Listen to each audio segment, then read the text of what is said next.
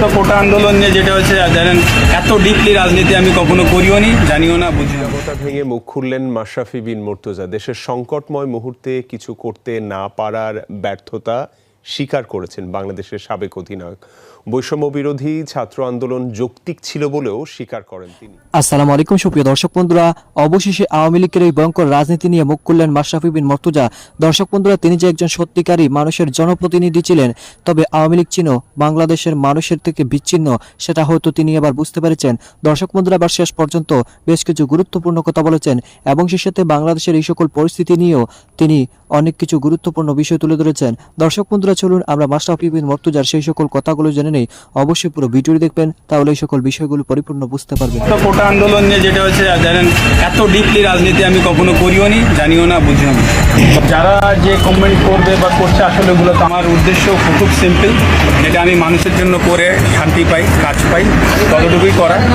আর আপনি আমাকে যদি একেবারে এই ডিপ লেভেলের পলিটিশিয়ান ভাবেন, সেটা হয়তো বা আমি এখনো না বা আমি হইনি। তো আপনি একদিন আগে ছাত্র জনতার গণ অভ্যুত্থানের মুখে প্রধানমন্ত্রীর পদ থেকে পদত্যাগ করে দেশ ছেড়ে পালিয়েছেন শেখ হাসিনা।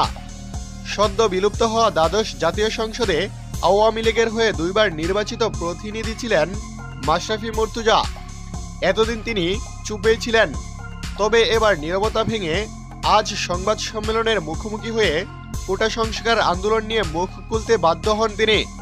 এ বিষয়ে মাশরাফি বলেন, কোটা আন্দোলন নিয়ে যেটা হচ্ছে জানেন, এত ডিপলি রাজনীতি আমি কখনো করিও নি, জানিও না, বুঝিও না। তো আমি যেটা আগেও ক্লিয়ারলি বললাম যে আমার উদ্দেশ্য খুব সিম্পল, যেটা আমি মানুষের জন্য করে শান্তি পাই, কাজ পাই, ততটুকুই করা। আর আপনি আমাকে যদি একেবারে এই ডিপ লেভেলের পলিটিশিয়ান ভাবেন, সেটা হয়তো বা আমি এখনো না বা আমি হইনি। তো তবে হ্যাঁ, আমি যেটা বলেছি, অবশ্যই আমি ভালো কাজ করতে চাই, সেটা সামনে হয়তো বা দেখা যাবে আমি কতটুকু করতে পারি।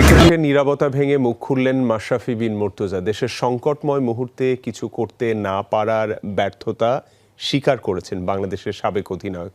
বৈষম্য বিরোধী ছাত্র আন্দোলন যৌক্তিক ছিল বলেও স্বীকার করেন তিনি। নিজের বাড়িয়ে পুড়িয়ে দেওয়ার পরও প্রিয় নড়াইলবাসীর ওপর কোনো অভিযোগ নেই আওয়ামী লীগের সাবেক এই এমপির। শিয়া বাটার ও ভিটামিন ই সমৃদ্ধ lily glam beauty soap. Lily, always beautiful. বৈষম্য বিরোধী ছাত্র আন্দোলন নিয়ে কোনো মন্তব্য না করায় শুরু থেকে সমালোচনা শুনতে হয়েছে মাশরাফি বিন মুর্তজাকে। এমনকি পুড়েছে নড়াইলে নিজের বাড়িও। গত ৫ আগস্ট তার দলীয় সরকার পতনের পরও চুপ ছিলেন বাংলাদেশের সাবেক এই অধিনায়ক। তবে অবশেষে সবকিছু নিয়েই মুখ খুললেন ম্যাশ। নীরবতা ভেঙে জানিয়েছেন দেশজুড়ে আন্দোলন চলাকালীন কেন চুপ ছিলেন বাংলাদেশ ক্রিকেটের সবচেয়ে জনপ্রিয় অধিনায়ক মাশরাফি। অ্যাবসলিউটলি ব্যর্থ হয়েছি।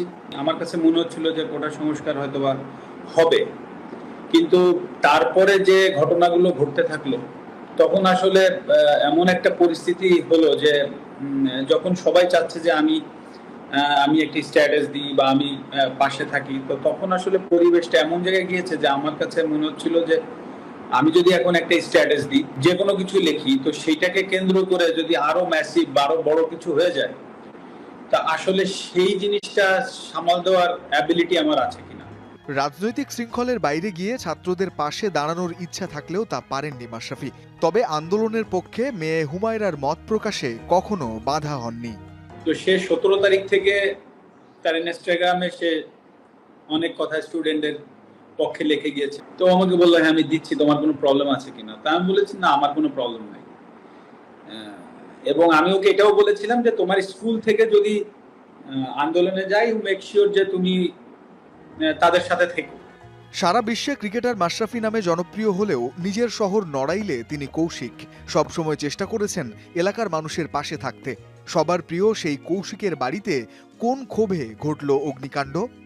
না মানে আমি নিজেও সেই প্রশ্নের উত্তর খুঁজছি যে আসলে কেন, এটা কি একটা মবের বিষয় নাকি অন্য কিছু, আমি নিজেও সেই প্রশ্নের উত্তর খুঁজছি। আমার কাছে মনে হয় না, কারণ ক্ষোভ হওয়ার মতো কোনো কাজ আমি করি নাই, সুতরাং আমার কাছে এটা মনেই হয় না যে কোনো ক্ষোভ থেকে করেছে। আবার থাকতেও পারে, বাট আমার কাছে মনে হয় না। মাশরাফির দাবি, নিজের বাড়ি গাড়ি বা সম্পত্তির সবই ক্রিকেট জীবনের উপার্জনের টাকায় করা, জড়িত নন কোনো ব্যবসার সঙ্গেও।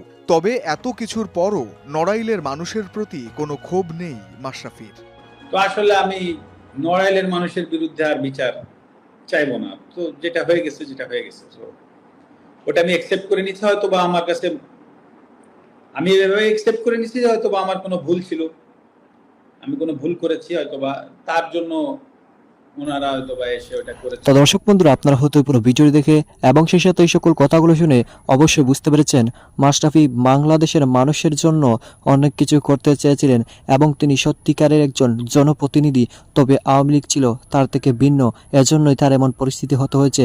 তবে শেষ পর্যন্ত তিনি তার এই সকল বিষয়গুলো বুঝতে পেরেছেন এবং বাংলাদেশের মানুষের সাথে কিছু ক্ষমা চেয়েছেন। তো দর্শক বন্ধুরা, আপনারা পুরো ভিডিও দেখে এবং সেই সাথে এই সকল বিষয়গুলো জেনে আপনাদের কাছে কেমন লেগেছে? তবে কি সত্যি বাংলাদেশের মানুষের জন্য মাশরাফি বিন মুর্তজা কাজ করতে চেয়েছিলেন, তবে আওয়ামী লীগের হওয়ার কারণে তার উপরও এমন অত্যাচার হয়েছে? তো দর্শক বন্ধুরা, আপনারা পুরো ভিডিও দেখে এবং সেই সাথে এই সকল বিষয়গুলো জেনে আপনাদের কাছে কি মনে হয়েছে অবশ্যই কমেন্ট করে জানিয়ে দিবেন। তো দর্শক বন্ধুরা, ভালো থাকুন, সুস্থ থাকুন, আল্লাহ হাফিজ, আসসালামু আলাইকুম রহমতুল্লাহ।